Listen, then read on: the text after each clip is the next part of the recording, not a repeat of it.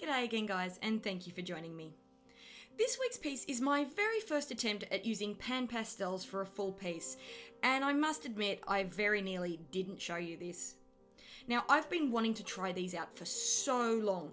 I think the first artist I saw using them was Sheena Pike, and I fell in love with the softness that she was getting in her gorgeous illustrations. And I really wanted those pan pastels. But alas, the price tag. The price tag, which really meant that these stayed on my wish list for a very long time. However, it was my birthday recently, so I decided to spoil myself and finally give the pan pastels a try. So I ordered the 10 painting set and they arrived on my door the very next day, and then they sat on my desk for a month. I did open them up and poke them a little bit, but for some reason I just couldn't bring myself to start playing with them. Maybe because I had wanted them for so long and I'd built up these really high expectations. I'm not sure, but whatever it was, I really just couldn't bring myself to use them. I was starting to get really annoyed with myself, so I decided to pull them out and experiment. I pulled out a bunch of different papers and experimented with some different methods of mixing and layering pencils and pastel pencils on top. Just really having a play around with any of the variables I could think of. After spending an hour playing around, I was starting to feel like I had a better idea of what I could and couldn't do with them, and I was feeling a little bit better about creating a full artwork with them. I had a bit of a better idea of what level of detail I was going to be able to get and what kind of paper that I wanted to use. But I must admit I was still pretty unsure that I was going to be able to get a decent result. I really felt so far out of my depth that I was certain that I was about to make a horrible mess.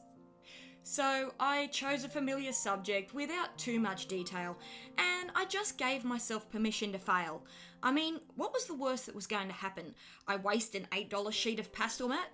I mean, that kind of hurts, but it's not the end of the world. I started with the background. With that open sky and the blurry trees in the background, there wasn't really too far that I could go wrong. And I must admit, it didn't take long before I really started to enjoy the process. Mixing the colours was really simple, and I was enjoying how quickly that background was getting done. I did find myself wishing that I had another green, as the phthalo green that I got in the set was very bright, and I had to play around quite a bit to tone it down. It wasn't until I had much of that background down that I realised that I could have mixed my blue and yellow to get a much more muted green. I suppose that I'm so used to being unable to mix my soft pastels that the idea didn't really occur to me until it was too late. At the start, I was carefully mixing my colours on a separate piece of paper, but as I went, I found that I was becoming more and more comfortable, sometimes just grabbing pigment straight off the pan and slapping it onto the page to blend. Mixing these colours became quite intuitive and very fun quite quickly. After much internal debate, I decided that I was going to use my polychromos colour pencils for the details. Now, I could have used my pastel pencils, but I do have a better range of colours with my colour pencils, and my earlier experiments had showed me that it should work fairly well. I started with the eye. I used my colour pencils to get those blackest areas down first. Now, for myself, I find it really helps me to have those darkest parts down on the paper. That means I'm not as shy building up darker values as I work around the rest of the piece. And with that in place, I was ready to start colouring the rest of the owl. Now, this was where I was really doubting myself. I've got my blurry background in place, and I've got my familiar colour pencil work in place, but I knew I was going to have to give some details to this owl to make this piece come together and give it some depth. I figured the best way to work would be to use the pan pastels to map out my values and colours first, and then add my pencils on top to add the tiny details, since the pan pastels really aren't designed for that. I found that I was able to get a surprising amount of detail from the pointy end of the wedge soft tool, but not enough for what I wanted here. I built up the pan pastels slightly darker than I wanted for the end result. Really just blocking in colour so that I could use my lighter colour pencils on top. I knew from my experiments that I would be able to layer the lighter polychromos easily on top of the pastel mat as long as I kept the pan pastel in a very thin layer. I had found that if I packed too much of the pan pastel into the tooth of the paper, then the pencil just tended to slip and blend more than layer on top. Lucky the pan pastels naturally go on very, very thinly, so avoiding this kind of build-up really wasn't a problem. I was fairly happy with the colours that I got in this set of 10, but as I worked on the L, I found myself really wishing that I had a darker colour that wasn't a black. The black was very, very strong, and I found myself going backwards and forwards a little bit, trying to mix a colour that was dark enough that wasn't deadened too much by that black. I got there in the end, but I really wanted a nice super dark brown, and the extra dark burnt sienna was the first colour I added to my shopping list for next time. Other than that, I was really surprised by how easily I was mixing really any colour that I wanted from this set. And if you've been eyeing off these pan pastels too, but don't really know where to start, then I think I can safely say that this painting set of 10 was a pretty decent place to start.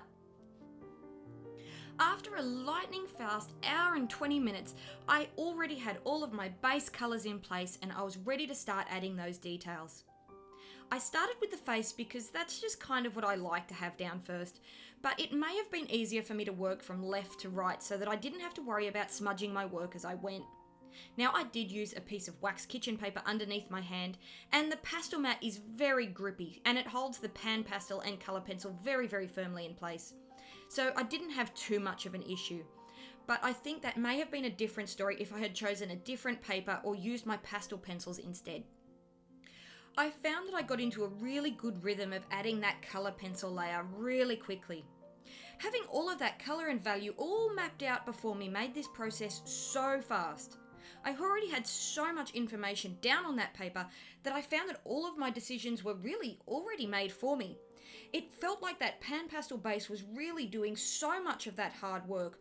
All I had to do was follow my own map. This was such an incredibly fast process that I found that I had this entire A4 piece completed in less than 2.5 hours. Now that's a game changer. So here's the final piece. Now I already have this piece all matted and framed up, ready to spend some time at a local gallery. And I must say I love the end result. I love the difference between that soft backgrounds and the feather textures, and I love how fast and easily this all came together. I think I'm really going to fall in love with creating more with these pan pastels. I just wish I hadn't waited for so many years to have a play. I would just like to take a moment to thank my patrons. Along with my experiments, I also have 2 real-time videos showing you how this piece came together, along with my rambling commentary as I make my decisions on how to make this work. I hope you've enjoyed this. Please leave a like or a comment to tell me what you think, and if you'd like to see some more of my work, then why not hit that subscribe button. Thank you so much for watching, guys.